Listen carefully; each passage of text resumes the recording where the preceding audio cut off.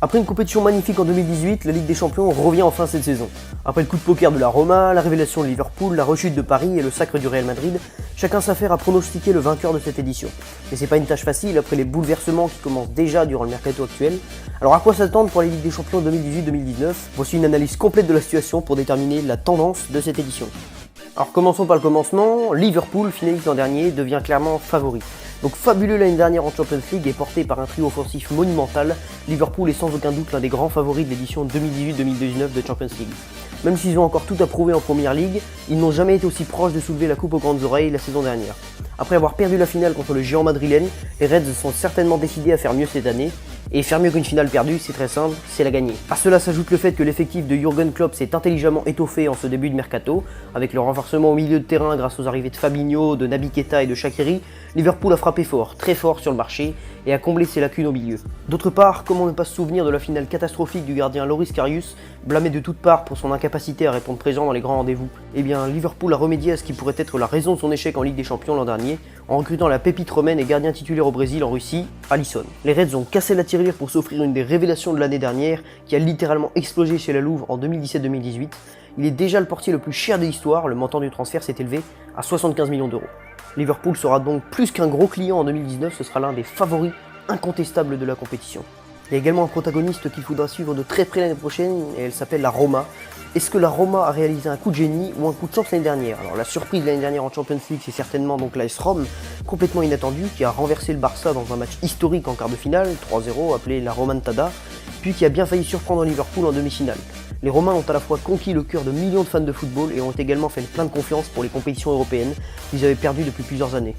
Alors la question que nous pouvons nous poser est évidente, est-ce que c'est un coup de génie ? Est-ce que c'est un coup de chance ? La Roma a-t-elle vraiment les épaules assez larges pour prétendre au titre ? Va-t-elle recréer l'exploit cette saison ou rechuter en laissant penser que 2018 n'était qu'un coup de chance exceptionnel ?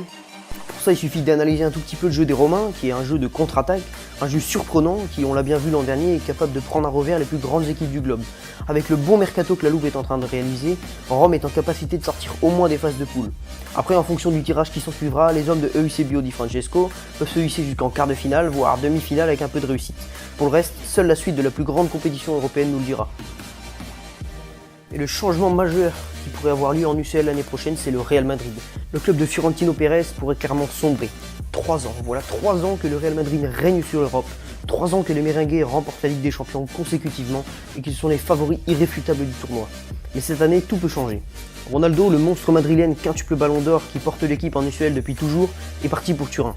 Bale et Benzema, qui complétaient le trio offensif, semblent également être sur le départ. Le Gallois est dans les tablettes de Manchester United et le Français dans celles de Milan. Marcelo, pilier de la défense madrilène depuis des années, est suivi de près par Turin, qui souhaite faire le doublé avec Cristiano. Tout comme Théo Hernandez, qui pourrait partir dès cet été, un an seulement après son arrivée. Cette incroyable vague de départ plane sur le triple champion d'Europe en titre, qui pourrait bien sombrer cette saison. Sans oublier le départ de Zidane, qui a brillamment dirigé l'équipe pendant ses 3 années de gloire, et qui a cédé sa place à Lopetegui. Ce dernier n'a peut-être pas l'expérience nécessaire pour mener Madrid à une 4e victoire consécutive. Le principal danger l'année prochaine, ça va être le FC Barcelone, parce que Barcelone veut sa revanche.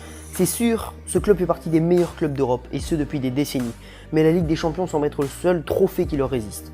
3 ans qu'ils ne l'ont pas soulevé, et qu'ils le cèdent à leur rival madrilène de toujours. L'an dernier, alors que les Blaugrana étaient grands favoris de l'édition, l'AS Roma a fait chuter le champion d'Espagne dans un match retour fou, 0-3, et a brisé le rêve de Messi et des siens. Et chaque saison, c'est la même chose. Un facteur différent empêche le Barça d'arriver à ses fins. En 2016, c'est l'Atlético. En 2017, c'est la Juventus. Et en 2018, c'est Rome. Cette fois-ci, Barcelone veut sa revanche. Et cette saison pourrait être le bon moment pour se réveiller et redorer le blason catalan dans toute l'Europe. L'édition 2019 de la Champions League ressemble vraisemblablement à une dernière chance pour le Paris Saint-Germain.